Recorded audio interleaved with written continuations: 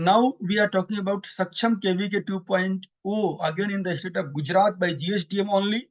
Special projects catering to unique beneficiary groups under Saksham KVK 2.0.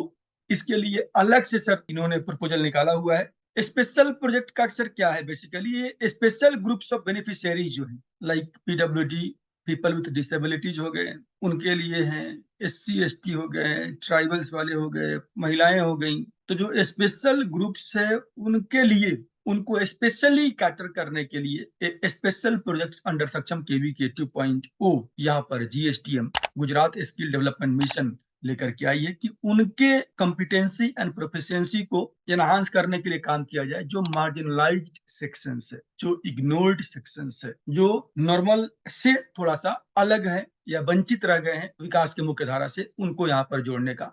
कौन कौन लोग sir उसमें है एक बार देख लीजिए। जो बेसिकली फोकस किए गए हैं जेल इनमेट्स की, जो कैदी हैं, अब वो वहां से आने के बाद क्या करेंगे, यानी कैदी से बिजनेसमैन बनाने के लिए उनको आगे, कैदी से उनको एक स्किल्ड एम्प्लॉय बनाने के ऊपर काम करना है, ताकि वो जो लोग वहां से बाहर निकले, बाहर निकलते उनको दूसरा कोई काम उनको मिल जाए। फॉर्मर प्रिजनर्स जो पहले जेल में रह के आ चुके हैं, जुवेनाइल होम्स जो छोटे छोटे बच्चे जो किसी कारण से जेल में चले जाते हैं उनके लिए, scheduled caste, women, members of transgender community, members of beggar community, senior citizens and old age homes वाले जो लोग हैं उनके लिए कुछ हैंडीक्राफ्ट्स वगैरह के कुछ काम सिखाना उनको।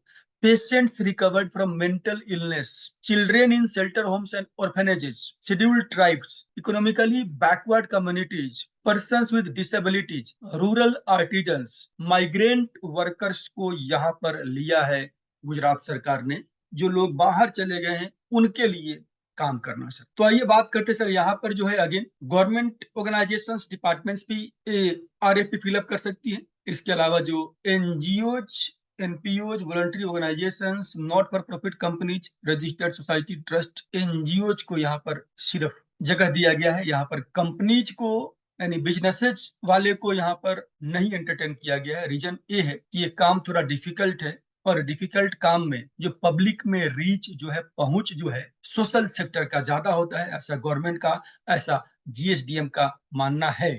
और ये है भी, क्योंकि एनजीओ पब्लिक तक पहुंचने के लिए ही होती है सर, और उनका पहुंच ज्यादा होता है सर। आइए बात करते हैं अगेन सर, यहाँ पर रिक्वायरमेंट क्या क्या है। आपका एंटिटी रजिस्टर्ड होना चाहिए और 3 साल कम से कम पुराना होना चाहिए, ब्लैक लिस्टिंग कहीं से नहीं होना चाहिए, और कम से कम 1 साल का आपके पास कम्युनिटी एंगेजमेंट का अनुभव, एक्सपीरियंस यहाँ पर रिक्वायर्ड है। यहाँ पर एवरेज एनुअल टर्नओवर है आपका, और मिनिमम टर्नओवर की जो क्राइटेरिया यहाँ पर है वो 25 लाख का रखा गया है। आपकी संस्था नीति आयोग पर रजिस्टर्ड है कि 1 साल के लिए आप आएंगे, आपको 3 साल आगे इसको डिपेंडिंग अपन परफॉर्मेंस आगे इसको एक्सटेंड किया जाएगा, और 300 घंटे तक का कोर्स होगा। 36 रुपीज पर आवर का आपको यहाँ पर रेट मिलने वाला है।